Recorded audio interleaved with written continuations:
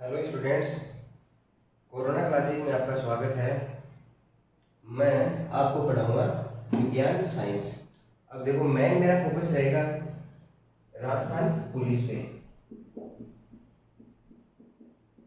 लेकिन मैं आपको इससे एक स्टेप ऊपर लेके जाऊंगा जिसमें आपका एग्जाम पटवार बिल्कुल आराम से क्लियर हो जाएगा, कोई प्रॉब्लम नहीं आएगी। इसके साथ साथ और भी कोई एग्जाम है जिसमें बेसिक साइंस आपसे पूछी जाती है, तो वो इजीली कवर हो जाएंगे इसमें। अब आपको मैं हल्का सा बेसिक आइडिया दे देता हूँ, राजस्थान पुलिस में साइंस के ऑलमोस्ट कितने क्वेश्चन आपसे पूछे जा सकते हैं। तो वो देखिए, राजस्थान पुलिस के अंदर 17.5 मार्क्स का 17.5 नंबर के क्वेश्चन आएंगे। 35 क्वेश्चन जिसमें दो चीजें कवर इन्होंने कर रखी हैं।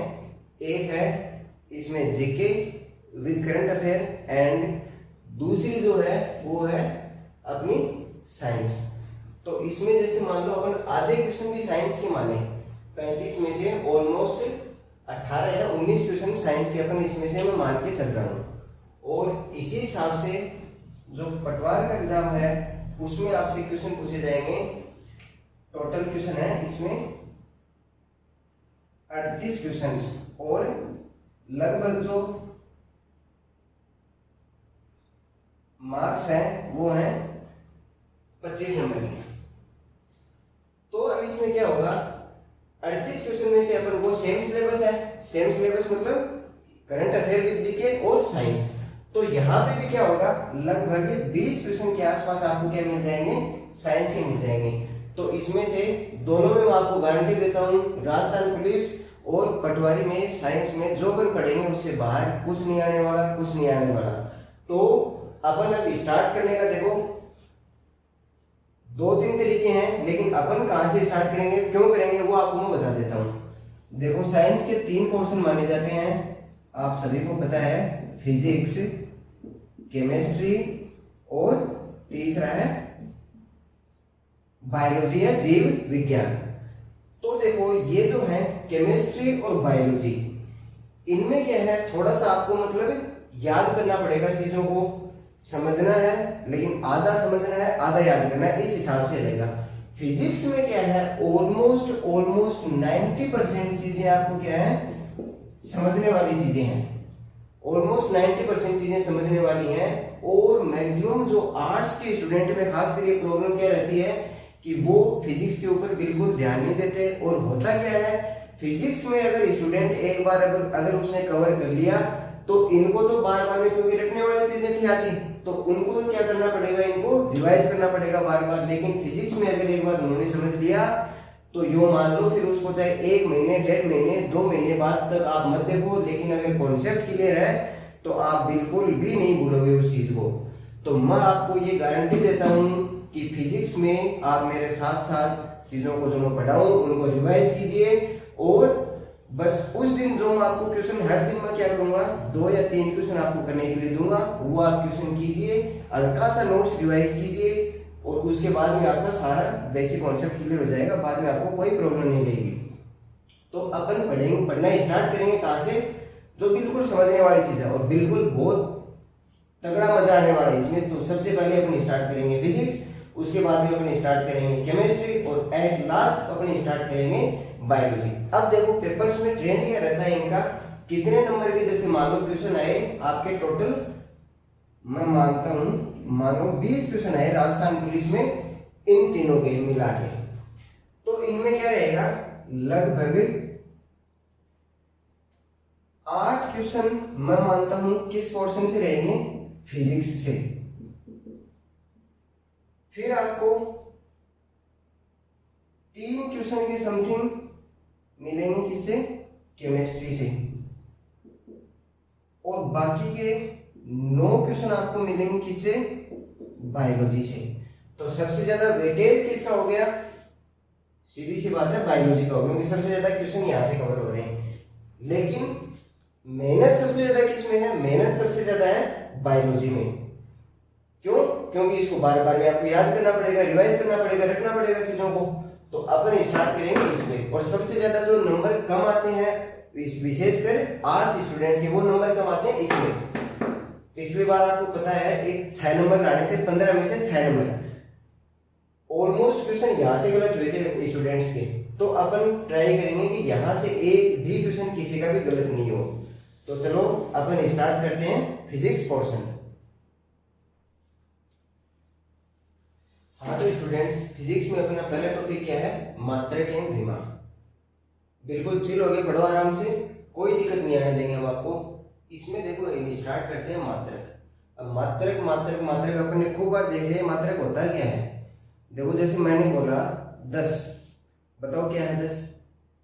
अब 10 आपने, अब किसी ने बोला 10 मीटर, 10 मीटर बोलते ही आपके दिमाग में क्या आ गया? बात किसकी कर रहा है? दूरी की बात कर रहा है। मैंने बोला 10 किलोग्राम, तो आपने क्या बोला कि कोई तोल मोल की बात हो रही है यहाँ पे। तो जो पीछे जो मैं ये चीजें जो लगा रहा हूँ ना, यही क्या है? मात्रक है, जो उस संख्या को प्रदर्शित कर रहा है कि वो संख्या किस चीज के बारे में है। बस सिंपल से है, वही क्या है? मात्रक है। देखो किसी संख्या भौतिक राशि को प्रस्तुत करने के लिए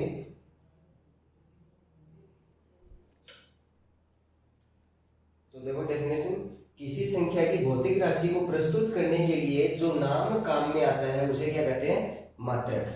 तो जैसे नाम मतलब, जैसे मैंने आपको बताया 10 मैंने लिख दिया, किसी के समझ में नहीं आया कि 10 किसकी बात कर रहा है, लेकिन मैंने जो ही आगे लिख दिया इसके 10 मीटर, सबके दिमाग में क्या चीज आ गई? 10 क्या है? दूरी की कोई 10 चीज थी जिसका उसने क्या लिया? काम में लिया, मतलब 10 मीटर दूरी के लिए इतनी दूरी होगी। जैसे मैंने बोला किलोग्राम, किलोग्राम के पीछे मैंने संख्या लगा दी, 10 संख्या लगा दी, आपको पता पड़ गया कितना तोल कितना है इसका? 10 किलोग्राम। तो ये जो 10 है, ये 10 यहाँ पे दोनों 10 सेम है, लेकिन जो ही आगे जो ये शब्द लग गया उसके कारण इस 10 का अर्थ क्या हो गया? दोनों जगह अलग अलग हो गया। तो इन्हीं जो चीजों को, 10 संख्या को, भौतिक राशि को जो प्रस्तुत कर रहा है, 10 संख्या है, अपन ने अलग अलग आगे लगाया मीटर किलोग्राम, इसके कारण इस संख्या की क्या होगी? एक फिक्स वैल्यू हो गई, फिक्स चीज ये बताने लग गया। तो जो चीज इस संख्या को बताती है उसे क्या बोलते हैं? मात्रक बोलते हैं। चलो फिर अपन देखते हैं मात्रकों में कौन कौन से आते हैं। 2-3 टाइप के मात्रक आते हैं, उसमें सबसे पहला क्या आता है? मूल मात्रक या फंडामेंटल यूनिट। चलो पहले डेफिनेशन देखते हैं। किसी भौतिक राशि के वे मात्रक जो एक दूसरे से ज्ञात नहीं किए जा सकते उन्हें क्या कहते हैं? मूल मात्रक कहते हैं। जैसे मीटर, किलोग्राम, सेकंड। अब देखो इसका अर्थ है क्या, बताओ। जैसे मीटर था वो कहीं किलोग्राम से रिलेटेड है क्या? 10 मीटर 10 किलोग्राम से कहीं ऐड कर सकते हो आप, कुछ जोड़ सकते हो, कुछ उसमें कनेक्ट कर सकते हो? नहीं कर सकते। 10 सेकेंड है, 10 सेकेंड का 10 किलोग्राम से कोई लेना देना है? कुछ भी लेना देना नहीं है। तो जो ये ऐसी राशियां हैं जो एक दूसरे से क्या है? नॉट कनेक्टेड, एक दूसरे से बिल्कुल भी जुड़ी हुई नहीं है, तो ऐसे जो मात्रक हैं उनको अपन क्या बोलेंगे? मूल मात्रक बोलेंगे।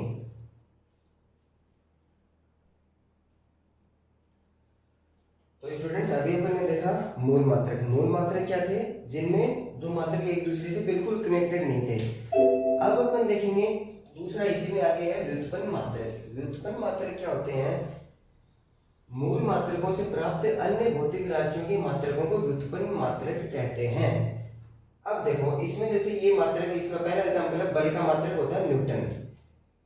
अभी साइंस स्टूडेंट को समझ में आ जाएगा, न्यूटन के लिए एक फॉर्मूला होता है F बराबर ma। आर्ट्स स्टूडेंट टेंशन ना करो, उनको अभी थोड़ी देर में सारा का सारा ये पूरा पोर्शन इनके समझ में आ जाएगा।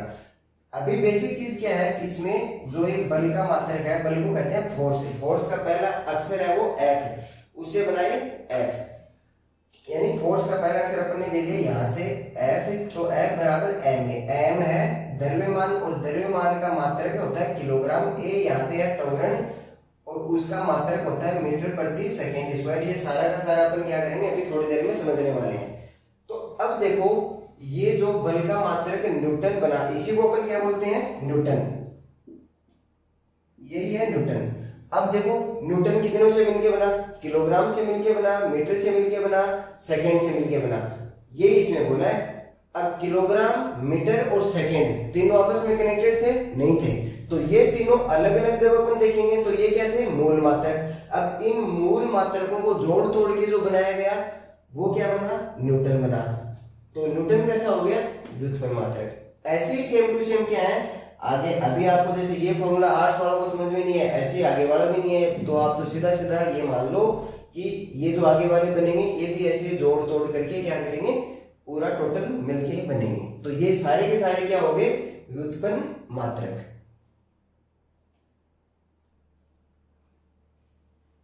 अब अपन देखते हैं एसआई मात्रक। एसआई की देखो फुल फॉर्म क्या है, सिस्टम इंटरनेशनल। इसमें इंटरनेशनल का मतलब होता है अंतरराष्ट्रीय। अब आपको नाम से पता पड़ रहा है कि कोई 3-4 देश 5-7 देश, इन देशों की बात होगी। अब देखो प्रॉब्लम क्या थी, पहले जो नॉर्मली क्या था, अपने आपने गांव में भी देखा होगा कि किसी ने क्या रख लिया, ये ले लिया पत्थर, इस पत्थर को क्या बोल दिया, ये कितने किलो का है, 5 किलो का, उसने खुद के हिसाब से सेट कर दिया।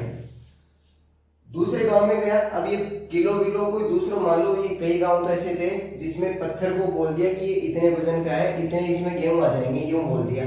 दूसरे गांव में पत्थर है, उसका पत्थर उसने और ऐसा दूसरे टाइप का ले लिया। अब इन दोनों में क्या हो गया, मिसमैच हो गया दोनों पत्थर में। तो अब क्या हो गया, पूरे जब दो गांवों में प्रॉब्लम आ रही है इन पत्थरों को लेके, तो दो देशों में तो और तकलीफ प्रॉब्लम थी। तो इस हिसाब से क्या किया, अब प्रॉब्लम आने लगी कि एक आदमी दूसरे आदमी को जो ये जो यूनिट्स है उनका मिसमैच हो रहा है। तो उन्होंने क्या किया, पूरे वर्ल्ड में एक कमेटी बनी जिन्होंने क्या किया, वर्ल्ड या इंटरनेशनल आप जो भी बोल दो, उन्होंने क्या किया कि एक ऐसा सिस्टम बनाया जाए जिसमें सभी जो मात्रक हैं उनको क्या किया जाए, स्टैंडर्ड क्या किया जाए, सेट किया जाए। तो उसी स्टैंडर्ड को सेट करने के लिए एक जो कमेटी बनी, उन्होंने मात्रक दिए, उनका नाम क्या रखा गया, एसआई मात्रक। अब उनमें 7 है बेसिक जो एक दूसरे से बिल्कुल भी कनेक्टेड नहीं है। बेसिक मानी मूल, और मूल का मैंने आपको अभी थोड़ी देर पहले बताया था, जो मात्रक एक दूसरे से क्या नहीं होंगे, कनेक्टेड नहीं होंगे। तो वो कितने हैं, 7 बेसिक एसआई यूनिट्स, जो अभी आपको मैं बताता हूं।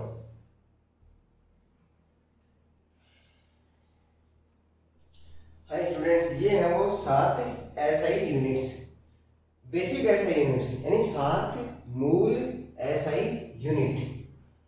कौन कौन सी है, पहला है द्रव्यमान, इसका इंग्लिश में नाम आप एक बार जरूर देख लेना। द्रव्यमान को क्या बोलते हैं, मास, और इसकी यूनिट क्या है, किलोग्राम। देखो स्टूडेंट्स, गलती क्या करते हैं, आपको एग्जाम में देंगे कि द्रव्यमान की एसआई यूनिट बताओ, तो आपको ऑप्शन दे देंगे किलोग्राम, किलोग्राम का प्रतीक क्या है, केजी।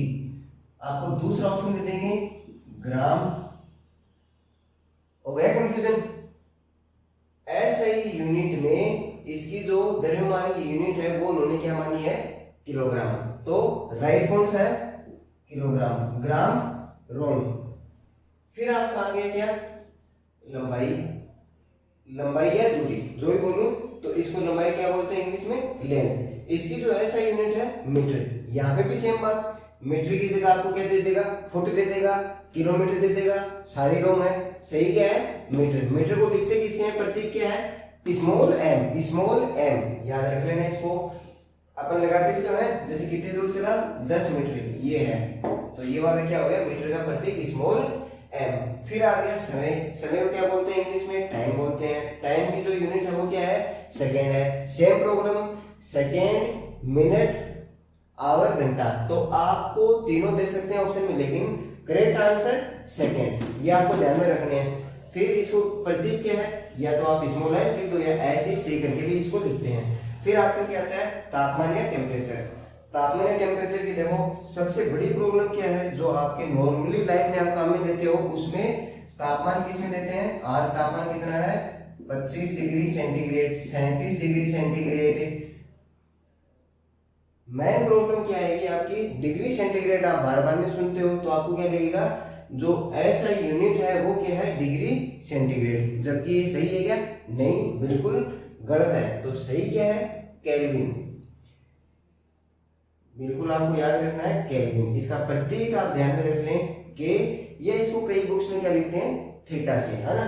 तो आप दोनों सिंबल इसके याद रख लेना, दोनों प्रतीक याद रखना, के और थीटा।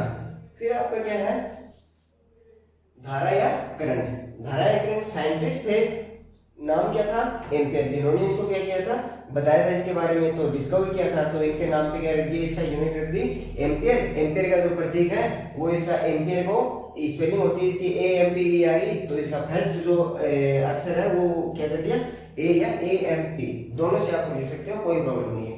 देन आ गया पदार्थ की मात्रा।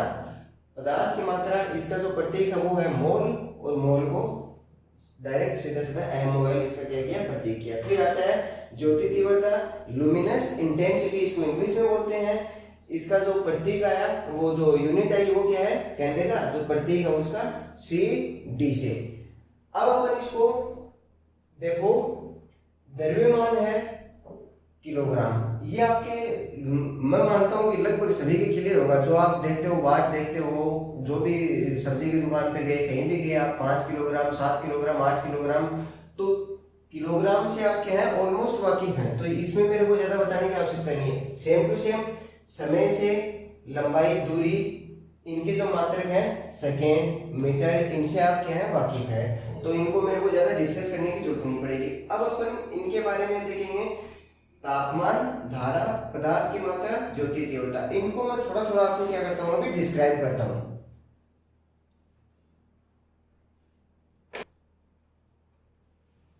हाँ, तो भाई और बहनों, पढ़ने का मजा लो आराम आराम से। आपको मैंने 3 चीजें बता दी थी, द्रव्यमान का किलोग्राम, फिर समय का सेकेंड, और दूरी का या लेंथ का मीटर। अब मैंने आपको क्या बताया कि इन तीनों से आप थोड़े बहुत जानकार हो। फिर मैंने चौथी चीज आपको क्या बताई थी कि अपन डिस्क्राइब करेंगे थोड़ा सा, वो है तापमान। तापमान है क्या, तापमान है बेसिक क्या है, आपने किसी के हाथ लगाया, अरे यार गर्म है, किसी के हाथ लगाया ठंडा है, तो यही क्या है, गर्मपन या ठंडेपन का एहसास क्या है, तापमान है। इसको अब मेजरमेंट करने की क्या है, कुछ यूनिट्स है। तो यूनिट्स में क्या है, जैसे आपको एक तो बेसिक सा पता है, डिग्री सेंटीग्रेड। डिग्री सेंटीग्रेड आपको जैसे मैंने थोड़ी देर पहले बताया था कि आप बोलते हो दिन का तापमान 25 डिग्री है, 20 डिग्री है। पानी कितने पे उबलता है, सभी बताओ, पानी कितने पे उबलता है, 100 डिग्री सेंटीग्रेड पे। जब हमारा जो नॉर्मल एटमॉस्फेयर है उसमें, मानी एक वायुमंडलीय दाब पे पानी कितनी डिग्री पे उबलता है, 100 डिग्री सेल्सियस पे। चलो अब देखो, तापमान की जो दूसरी यूनिट है, और ऐसा यूनिट मैंने आपको बताई थी, वो क्या थी, केल्विन। तो एग्जामिनर हो सकता है ऐसा यूनिट से प्रेम करता हो ज्यादा, और वो आपको 100 डिग्री सेंटीग्रेड की जगह क्या किस में दे दे, वैल्यू केल्विन में दे दे, तो अब आपका वहां पे क्या हो जाएगा, कंफ्यूजन हो जाएगा। तो आपको बिल्कुल बेसिक सी चीज बताता हूं, केल्विन और डिग्री सेंटीग्रेड में एक रिलेशन है, वो आप याद कर लो और आंसर निकाल दो। केल्विन को किससे लिखते थे स्टूडेंट्स, के से। तो केल्विन बराबर degree centigrade plus 273। Degree centigrade की यहाँ पे जितनी भी आपको वैल्यू दी गई है वो आप यहाँ पे लिख दो, और आंसर किसका आ जाएगा, केल्विन का। सिंपल। तो 100 डिग्री सेंटीग्रेड को केल्विन में रखना, केल्विन में निकालना आपको, कुछ नहीं है। डिग्री सेंटीग्रेड की वैल्यू क्या दे दी, 100, केल्विन में आंसर आ गया कितना, 100 प्लस 273 कितना आ गया, 373 केल्विन। 373 केल्विन। तो बिल्कुल आराम से एग्जामिनर आपको किस में पूछ सकता है कि पानी कितने पे उबलता है, 373 केल्विन पे, ऑप्शन में हो सकता है। अब आपको बाई चांस दे दे, मान लो 4 ऑप्शन दे दे, 373 केल्विन और 273 डिग्री सेंटीग्रेड, 80 डिग्री सेंटीग्रेड और समथिंग समथिंग, आप मान लो 40 डिग्री सेंटीग्रेड। हो गया कंफ्यूजन, क्या करोगे, हो सकता है आपको ये भी दे दे, एक ऑप्शन में ये रखता हूं 100 केल्विन। अब आपको अगर यूनिट्स का नॉलेज नहीं, आप क्या करोगे, 100 आपने 100 रटा हुआ है तो रटा, हो गया काम गड़बड़, 100 पे आपने टिक कर दिया, हो गया गलत। तो केल्विन और डिग्री सेंटीग्रेड का बिल्कुल ध्यान रखें, क्वेश्चन आने के चांसेस इसके बहुत ज्यादा रहते हैं। रिलेशन क्या है, केल्विन बराबर डिग्री सेंटीग्रेड प्लस 273। अब देखो इसमें आगे मैं आपको जैसे 2-3 बेसिक चीजें बताता हूँ, एग्जाम में पूछ सकते हैं कि जो मानव शरीर है उसका अगर वो नॉर्मल कंडीशन में है तो टेम्परेचर कितना रहता है, वो रहता है उसका 37 डिग्री सेंटीग्रेड। आप नोट करते चलिए सारा कितना रहेगा टेम्परेचर, सामान्य मानव शरीर का जो तापमान है वो कितना रहेगा 37 डिग्री सेंटीग्रेड। अब चलो मैं आपको पूछता हूँ 37 डिग्री सेंटीग्रेड को किस में चेंज करो, केल्विन में चेंज करो, क्योंकि हो सकता है एग्जामिनर केल्विन में आपको वो अपना ऑप्शन बना भी दे।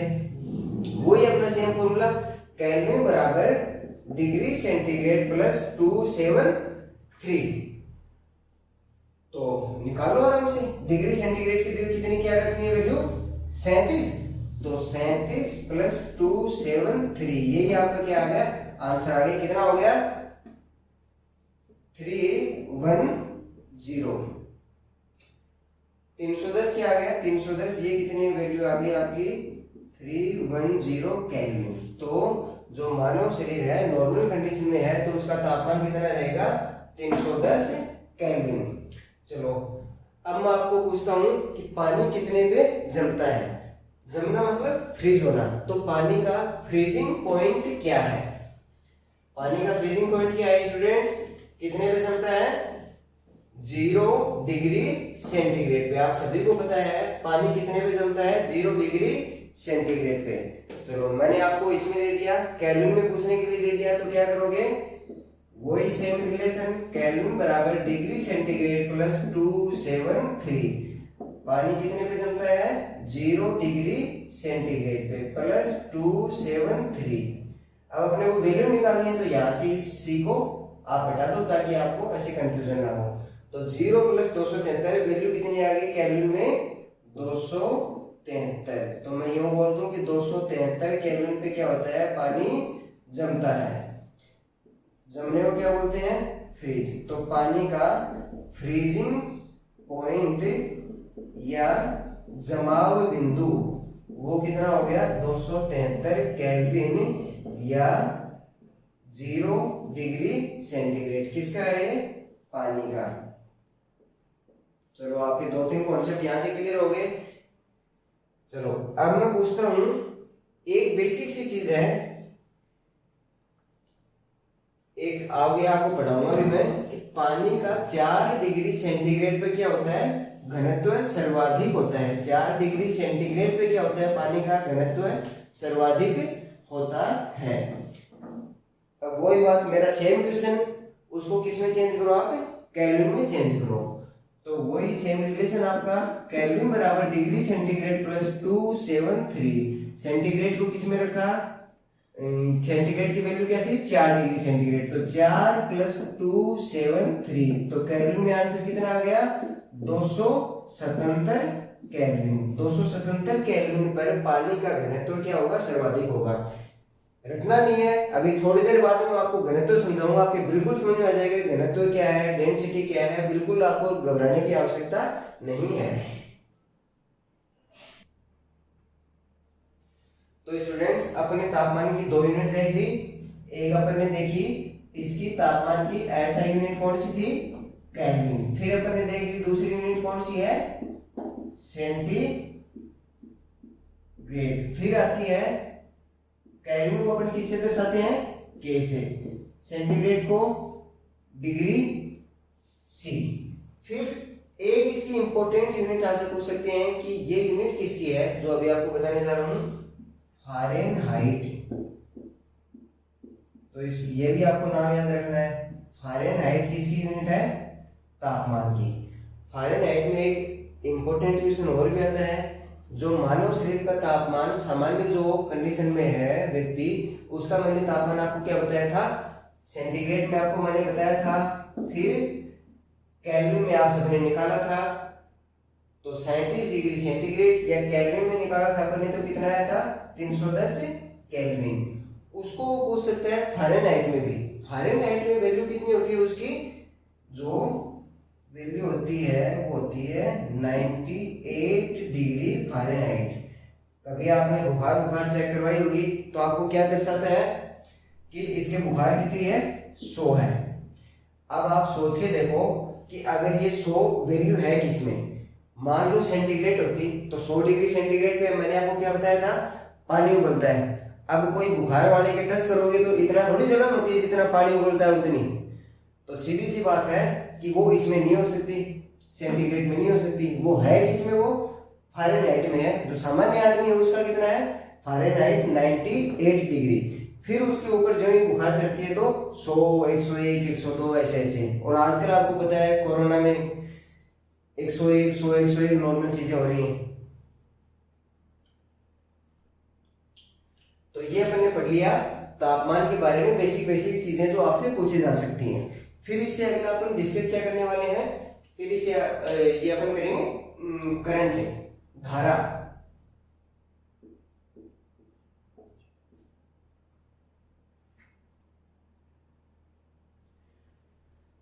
चलो अपन देखते हैं स्टूडेंट्स धारा क्या है। धारा कुछ नहीं है, जो आपके तार को छू के देख लेना और जो झटका लगेगा वही किसके कारण लगता है, वो धारा के कारण लगता है। तो वो किसका जो प्रवाह है तार में वो किसका है, एक नाम आता है साइंस में इलेक्ट्रॉन। तो जो इलेक्ट्रॉन के प्रवाह की दर है वही क्या है, धारा है। बिल्कुल अपने आगे पूरा चैप्टर है करंट का, उसमें अपन इसको बिल्कुल विस्तार से पढ़ेंगे। लेकिन अभी आप क्या है तेरे को कि धारा से कनेक्टेड चीज क्या है कि इलेक्ट्रॉन। अब इलेक्ट्रॉन जब प्रवाहित होते हैं उनकी जो दर है, दर माने कितने टाइम में वो प्रवाहित होते हैं, कितनी तेजी से प्रवाहित हो रहे हैं, वही क्या है, धारा है। इसका मात्रक आप अभी तो अपन क्या है मात्रक डिस्कस कर रहे हैं, तो इसका मात्रक याद रखो, धारा का मात्रक क्या है, एम्पियर।